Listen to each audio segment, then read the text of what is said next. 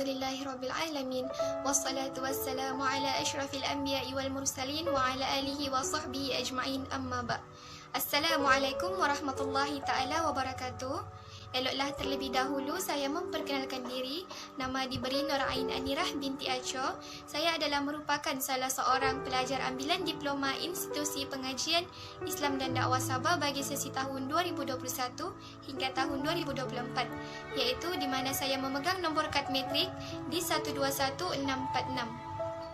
Tidak lupa juga, dengan berbesar hati saya ucapkan ribuan terima kasih kepada Madam China, iaitu merupakan guru bahasa Malaysia kami, atas kesudian beliau memberikan ruang dan peluang ini kepada saya untuk berkongsi sedikit sebanyak berkaitan isu yang akan saya bahaskan sebentar lagi. Kesudian Madam amatlah saya hargai.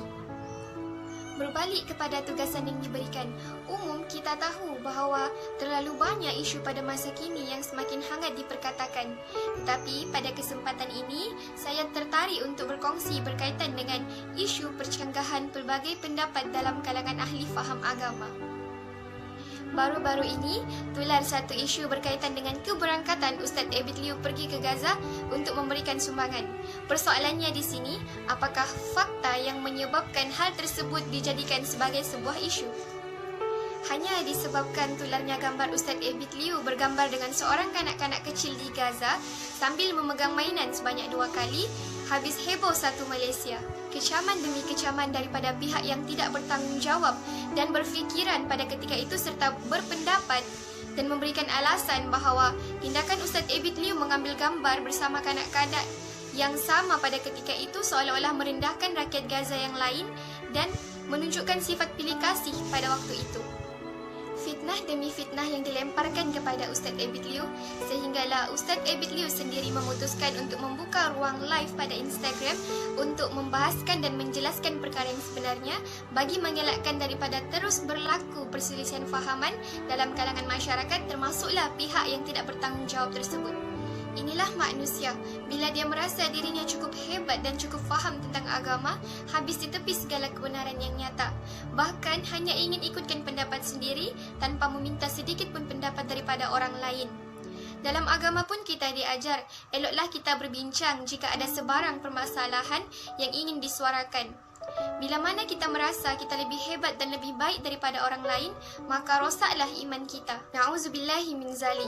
Sememangnya sebagai seorang manusia yang berjalan di atas fitrah kita yang sebenarnya, kita sedia ada dengan pendapat yang berbeza-beza. Tetapi sebagai seorang pendakwah dan ahli faham agama itu sendiri, kita sepatutnya mengaplikasikan adab-adab dalam mengajak orang lain berbuat kebaikan serta mencegah keburukan dan bukan menjatuhkan orang lain hanya untuk kita dipandang. Ingat pesan ini. Jangan terlalu merasa diri kita hebat sampai kita lupa kita masih berpijak di atas tanah dan berbumbungkan langit yang tiada penghujungnya. Tanpa kita sedar, hal sebeginilah yang sebenarnya menyebabkan tercetusnya perbalahan, perselisihan fahaman dan perpecahan dalam kalangan masyarakat. Sememangnya, perbezaan pandangan adalah merupakan sebuah realiti yang tidak dapat kita nafikan dan kita elakkan. Oleh itu, masyarakat perlulah dididik dengan ilmu pengetahuan yang luas agar mereka dapat membezakan pendapat yang perlu ditepis dan pendapat yang perlu disokong. Bukan itu sahaja, sepatutnya dan sewajarnya kita menggunakan dialog dalam suasana ilmiah, tenang dan tidak berasaskan emosi bagi mengelakkan penggunaan bahasa yang kasar dan mengguris perasaan orang lain. Hendak seribu daya, tak hendak seribu dalih.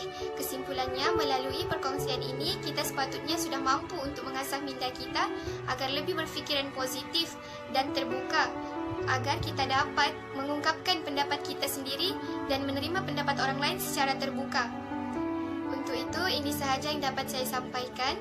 Yang baik itu datang daripada Allah Subhanahu wa Ta'ala dan yang lemah itu datang daripada kekurangan saya sendiri. Sekian, wabillahi taufik wal hidayah. Wassalamualaikum warahmatullahi taala wabarakatuh.